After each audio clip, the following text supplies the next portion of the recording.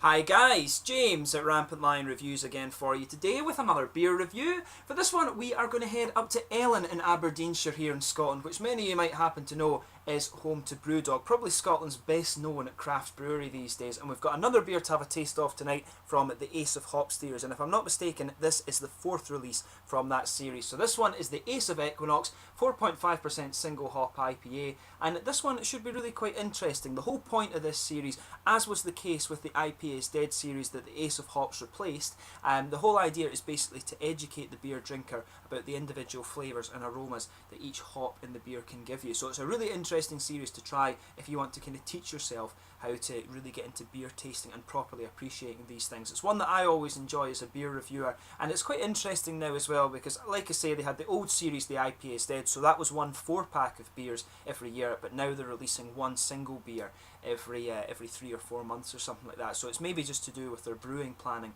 or something like that they've done, but a really interesting series and one that I highly recommend that you guys have a go at. But anyway, as is usual with my beer reviews then, I'll tell you a little bit about the brewery. If you want to get straight to the tasting, just fast forward. All the usual links are in the description below. That's the brewery website, the link to my other reviews I've done from Brewdog before. There's all the usual social media. If you want to see more beer reviews, do subscribe to the channel. The whole channel, of course, has a geography-based tagging system, so you can go into the homepage and search for beer based on country, city or state, whatever it is you're interested in. Do check out the playlist of beers from different countries as well. There is a Scottish one there that you can check out, of course, and as always, please do get in touch and let me know some of the other beers and breweries you guys would like to see me review. Always interesting to hear from you guys, and the support that you give the channel is always hugely appreciated. So anyway, to tell you a little bit about Brewdog quickly then. So Brewdog was started by two guys from Aberdeen, James Watt and Martin Dickey, and it was founded in 2007 with their first brewery being a very small industrial unit in the Keswick Industrial Estate in Fraserburgh in the very northeast of Scotland, right on the tip of the monster's nose, as I always like to say,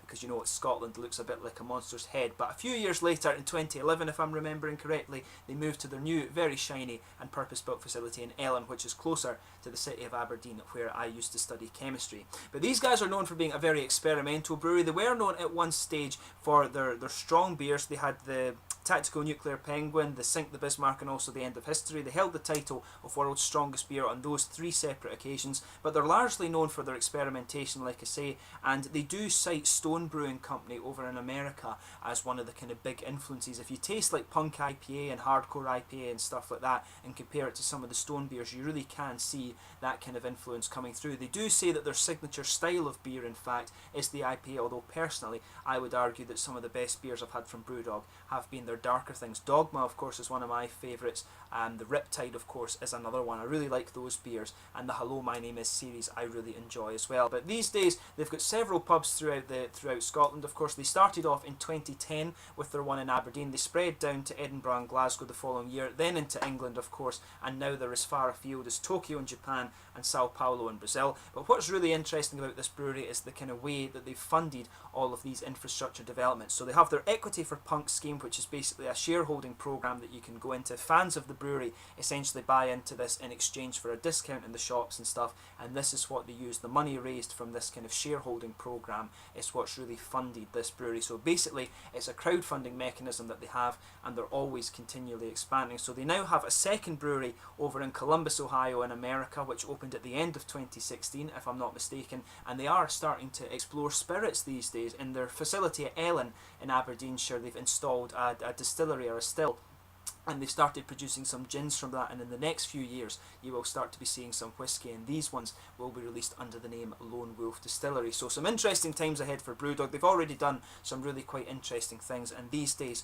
they are the largest independently owned Scottish craft brewery. So yeah, I'm always doing some interesting stuff. If you keep up to date with Brewdog on Facebook and things like that, you can see exactly what they're doing. They're quite prolific in releasing different beers every couple of months or so, so do try some of their stuff if you haven't done so already. So yeah, that's enough about Brewdog just now. Let's actually get on to the tasting of this beer itself. So as I always do, I'll just read the little blurb to you for this one. So this one, Ace of Equinox. We love hops, we adore and worship their prolific ability to transform beer. You could say we have a terminal addiction. To celebrate this fetish, we're heroing our favourites in a single hopped limited releases. No, also starring no extras, no compromise. The hop is the hero. A biscuity malty backbone builds to intense tropical fruit with bitter resin notes culminating with an explosive explosive papaya hit and a long bitter finish. Our ace in the hole, devastatingly singular, deliciously bitter, serving up an ace each and every time. Go get a ace. Sounds pretty much exactly like the blurb that was on the previous releases in this series, so you know that's kind of understandable. But I'll just let you have a little look at the artwork on this one before we open it up. Let me bring up the camera there and let you see it. You can see it's the typical kind of Brewdog style of artwork. There's the usual bottle cap on this one. Of course, I do have a little bit to tell you about the Equinox hop, of course. Quite an interesting thing. So Equinox is an American hop. It was released in 2014 by the Hop Breeding Company, and the aroma descriptors for this one normally include melon, orange, lime, papaya and pine resins. And this hop was actually known for a period as HBC 366. And if I'm not mistaken, Brewdog actually did a single hop IPA of this beer for one of the IPA's Dead series. I think maybe 2015, I'm not quite sure, but they did release one that was like that if I'm not mistaken. But now this hop is actually being renamed Equinox, so should be quite an interesting one for us to try. And from what I remember, I think that one that I did try, the HBC 366, I think that was the one that I really enjoyed most, or EXP 366 I think Brewdog called it when they made the single hop one. I think that was the best one that I tried that year when it came to the IPA's Dead. So definitely looking forward to this one. So without further ado, we'll get it open and get on with the tasting. Like I said, 4.5% single hop IPA, this time using Equinox. And you can smell the nice kind of grassy notes and resins coming off that as you open it up.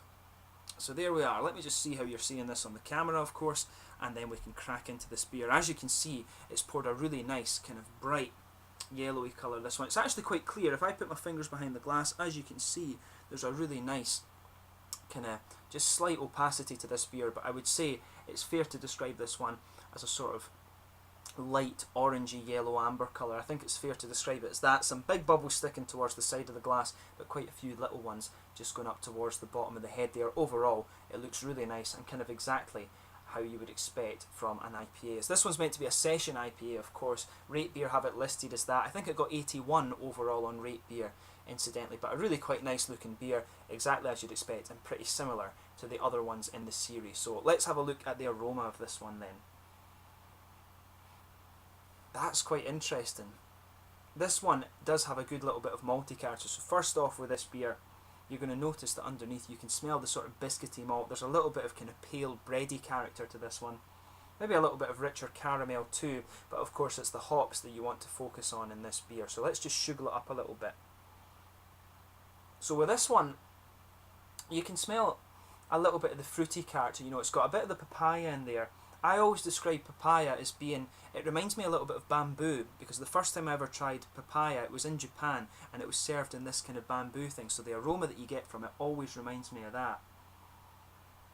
But you can definitely smell those nice papayas in there. There's a sort of orange kind of peel character to this one as well. You can definitely pick that up in this beer. But it's really quite nice smelling, this one. A little bit of other tropical fruits in there, maybe some melon coming out, to be honest. Yeah, I think that's fair, sort of melon, orange peel a little bit. Yeah, it's definitely melon that's coming out in this one. There's the papaya just on the latter part of the nose, but for me it starts off melony. You can get some of the papayas in there as well, and definitely there's a bit of lime as well. You know, the descriptors that I actually read about this one are actually really quite similar to what you get, but the malt base in this is quite nice too. I'm not picking up the pine resins that you should get though. I'm not really getting so much of those. To me it actually comes across as a little bit, it comes across as a bit noble. You get a little bit of that noble hop character, maybe just a little tiny bit of earthiness and some lighter kind of grassy character. Maybe even a little bit of a sort of peppery note, like a sort of green pepper or something coming out of this one, which is quite interesting. A little bit of floral character. So it's interesting just to see this hop on its own. As I say, it's a bit more kind of floral, herbal and kind of noble than I was expecting. But you can get the fruity notes that they're talking about. As I say, papaya, a bit of lime, some melon and maybe some orange peel in there as well. So just take a little bit of time and enjoy the aroma from this beer. As I always say, smelling the beer is half of the experience when it comes to doing beer tasting and things like that. But let's get stuck into this beer then. So this one is the Ace of Equinox single hop IPA from Brewdog up in Ellon in Aberdeenshire here in Scotland. Slàinte.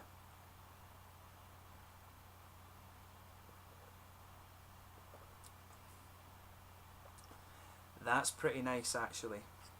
As I was saying, you couldn't really pick up the pine resins in this beer and the aroma so much, but they do come out in the flavour, definitely.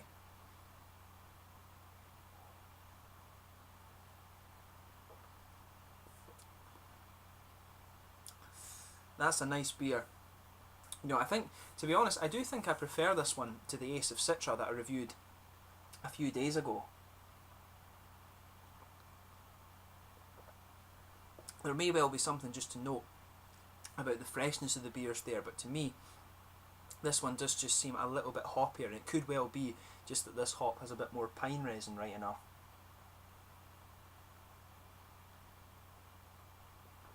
But this is good. So yeah, as you would expect from this beer, as they were saying, the malt base isn't so important in this. It's just a pale malt character that just goes right across the middle of the tongue. There's maybe a little bit of biscuit and a kind of grainy, slight bitterness in the middle of your palate there, but it's really nice.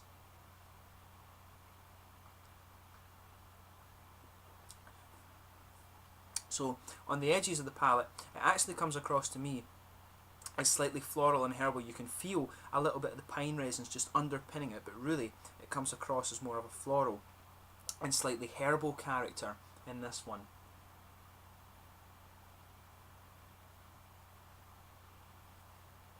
And as you go around the front curve of the palate, you get these lighter kind of grassy notes in there. But overall, you know, the main point of this hop is actually about the fruit. So if you just go behind the front curve of your palate there, you'll get the little oily bubble where all these fruit resins start to come out. So for me, I'm actually picking up a wee teeny bit of grapefruit in there, but on top of that, this is the other juicy kind of lighter tropical fruits that are coming out quite nicely. So there's a little bit of a kind of orange peel thing. You know, if you grate up an orange and just taste a little bit of the skin, that's the sort of flavour that I'm getting from this one. There's melon in there, definitely. The melon for me is coming out quite nicely in the aftertaste. As you progress into the aftertaste, incidentally, you start to get more of the pine resins just pushing their way out of this beer.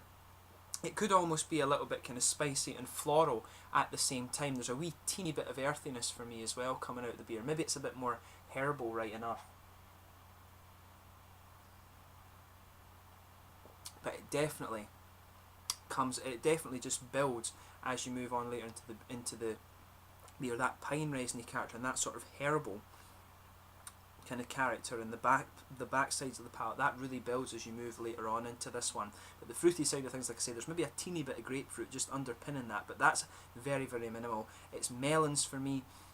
There's a little bit of papaya just coming out in this one as well. It's very juicy at the start, then it just kind of smooths out, and that's kind of what gives you the impression of the grapefruit in there as well. It's got that slightly darker flavour you'd expect to grapefruit once the papaya subsides a little bit, but there's some nice melon in there, a little bit of lime I think as well, and you know, a little bit of that orange peel that I was talking about. But again, it's a really interesting just to think about this hop on its own a little bit more. That's the whole point of this series, is just to educate beer drinkers about what flavours you can get from each hop.